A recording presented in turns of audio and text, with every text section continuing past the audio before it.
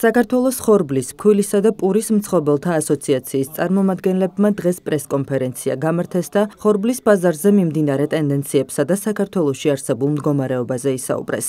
Როგორც მედია ჰოლდინგ კვირას პრესკლუბში გამართულ პრესკონფერენციაზე საქართველოს ხორბლისა და ფქვილის მწარმოებელთა ასოციაციის აღმასრულებელმა დირექტორმა ლევან სილაგავამ განაცხადა ხორბლის ბაზარზე სტაბილურობაა და ეს უახლოესი თვეების განმავლობაში გარკვეულწილად შენარჩუნებული იქნება. Მისი განმარტებით დღეის მდგომარეობით ხორბლის მომარაგების კუთხით არავითარი პრობლემა არ არსებობს და ქვეყნის სასურსათო უსაფრთხოება სრულად არის დაცული.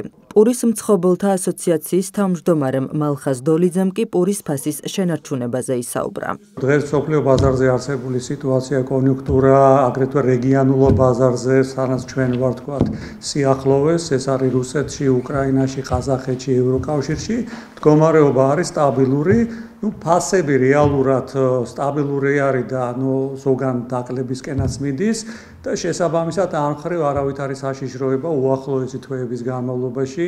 ვფიქრობთ, რომ არ იქნება. რეალურად იმ ეკონომიკური სიტუაციიდან გამომდინარე და ფასებიდან გამომდინარე, მარაგებიდან გამომდინარე, როგორც რეგიონალურად იქნებ ქვეყნის ჭრილში, აგრეთვე ბირჟებზე მიმდინარე ტენდენციებიდან გამომდინარე, შეგვიძლია ვთქვათ, რომ დღეს სტაბილურობა არის და შენარჩუნებული იქნება გარკვეულწილად სტაბილურობა უახლოესი თვეების განმავლობაში. სასურსათო უსაფრთხოება დამყარებულია რეალურად ქვეყანაში არსებულ მარაგებზე.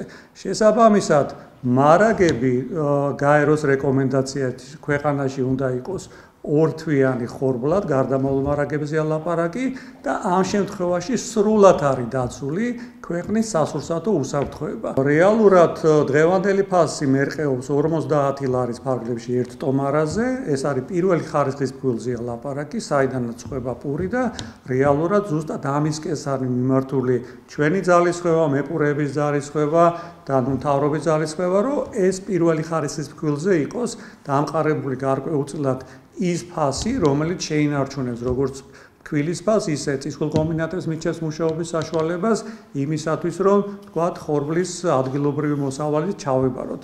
ეს ბალანსია შენარჩუნებული, დაახლოებით 52 ლარის ფარგლებში არის სამიზნე ფასი, რომელიც განსაზღვრულია პურის წარმოებლების მიერ, ანუ ეს დათვლილი ფორმულაა, რომ რეალურად პურის ფასის შენარჩუნება იყოს უზრუნველყოფილი.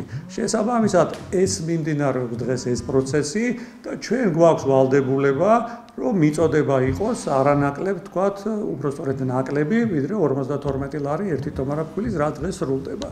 რეალურად ეს არის დღევანდელი სიტუაცია და მეორე ვალდებულება არის, რომ ხორბლის ადგილობრივი მოსავლის ჩაბარებას შეუწყოთ ხელი. ერთადერთს ვიტყვი, რომ შემიძლია ხაზგასმის თქვა, რომ უახლოესი თვეების განმავლობაში ბაზარზე შენარჩუნებული იქნება სტაბილურობა. რაც შეეხება პურის ფასს, აქედან გამომდინარე, იმიტომ რომ პულზე ვისაუბრებ, წარმოებები სტაბილურად მუშაობენ. ფქვილი არის როგორც შემოსული, ისე ადგილობრივი დამზადების, ანუ წისქვილებში დამზადებული ფქვილი და მინდა იცოდეთ, რომ დაახლოებით უკვე 90%-მდე ჩვენი მწარმოებლები, პურის მწარმოებლები ფქვილს ღებულობენ ადგილობრივი წისქვილებიდან. დღეს ჩვენი მთავარი სურვილი არის, რომ სტაბილურად შევინარჩუნოთ ის ფასი, რომელიც არის. მე ვფიქრობ, რომ ფასი შენარჩუნდება. ეს ფასი შენარჩუნდება და მე მთელი პასუხისმგებლობით მინდა უთხრა მოსახლეობას, რომ დღეს სიტუაცია შედარებით სტაბილური არის ნამდვილად.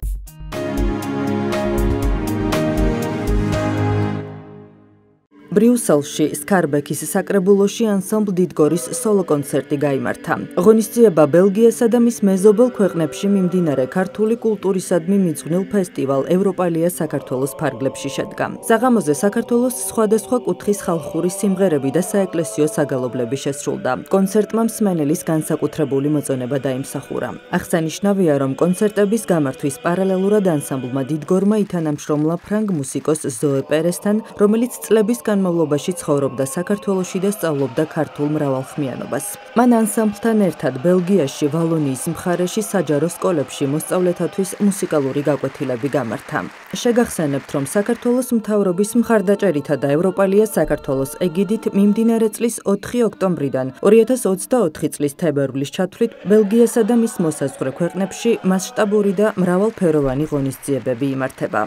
ჩვენ ევროპელ მაყურებელს მსმენელს ძალიან ფართო და მრავალხმრივ კულტურულ პროგრამას ვაჩვენებთ ევროპალია საქართველო, რომელიც სწორედ ქართულ კულტურულ ღირებულებებს წარადგენს როგორც თანამედროვე კონტექსტში, ასევე სწორედ ისტორიული განვითარების კვალდაკვალ. ყველა კონცერტი, სადაც მონაწილეობა მივიღეთ, იყო ბოლომდე გაყიდული ბილეთები და ფიქრობ, რომ ამით ყველაფერი ნათქვამია და მათი, ესე ვთქვათ, გაფაციცებული მზერა და რეაგირება თვითონ ყველა სიმღერაზე ცხადყოფს იმას, რომ მათ ჩვენი კულტურა ძალიან მისაღები და გასაგებია ყველასთვის. ევროპელებმა აქ ევროპის დედაქალაქში და არა მარტო აქ ამ ქალაქში და ბელგიაში რაღაც დიდი ქართული კულტურის რაღაც სურნელი იგრძნეს. ქართულ კულტურას ევროპელები იცნობენ, მაგრამ ასე მასიურად ყველგან, თითქმის ყველა ქალაქში, თითქმის ყველა კულტურის ცენტრში გამოსული ქართველი თავისი ყველა, ასე ვთქვათ, ხელოვნების ყველა მნიშვნელოვანი რაღაც ნიმუშებით თუ დიდებულებით შეიძლება ასე ითქვას, მართლაც კარგი დამთხევა და ძალიან გვიხარია.